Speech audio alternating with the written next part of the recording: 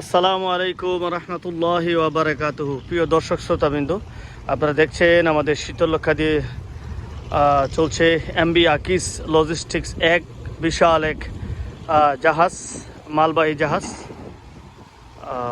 আপনারা দেখছেন এইরকম অসংখ্য জাহাজ প্রতিদিন আমাদের এই শীতলক্ষা নদী দিয়ে আসা যাওয়া করে, কারণ আশেপাশে অনেক মিল ফ্যাক্টরি কলকারখানা আছে, যেখানে এগুলো তাদের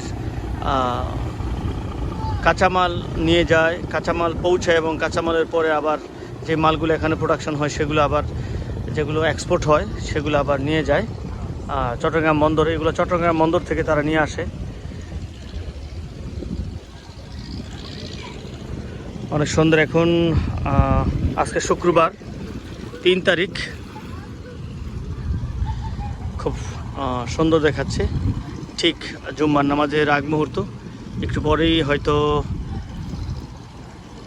জুম্মার আজান হবে ইনশাল্লাহ। আমরা আরেকটা দেখছি, এটা হলো সম্ভবত এটার মধ্যে বালু রয়েছে অথবা অন্য কোনো কাঁচামাল। না, এটা বালু না, এটা অন্য কাঁচা। এটা একটু উপরে দেখা যাচ্ছে এটা। আর পিছনে আরেকটা আছে, এটাকে আমরা বলি আমাদের এলাকার ভাষায় বোলগেট।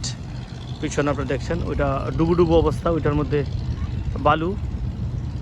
এগুলোতে প্রচুর বালু বহন করা হয়।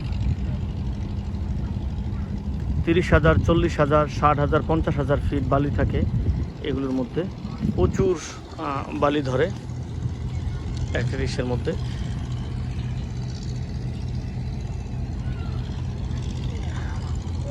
এই পাশটা হলো আমাদের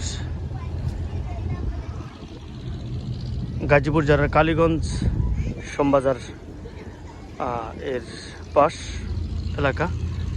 এখানে আমাদের আমানুল্লাহ কাকা গোসল করছেন। উনি সবসময় নদীতে গোসল করেন। বাড়িতে সাবমার্সিবল কল এবং অন্যান্য সুব্যবস্থা থাকা সত্ত্বেও উনি সাধারণত বাড়িতে গোসল করেন না, সারা জীবন নদীতে গোসল করেন। আলহামদুলিল্লাহ, ওনার যথেষ্ট বয়স হয়েছে, তারপরে উনি খুবই শক্তপোক্ত এবং শক্তিশালী সুস্থ মানুষ। আমার মনে হয় এই নদীতে গোসল করার একটা বিশেষ কারণ রয়েছে ওনার সুস্থতার পেছনে। আমাদের বোলগেটটা খুব কাছে চলে এসেছে আমাদের।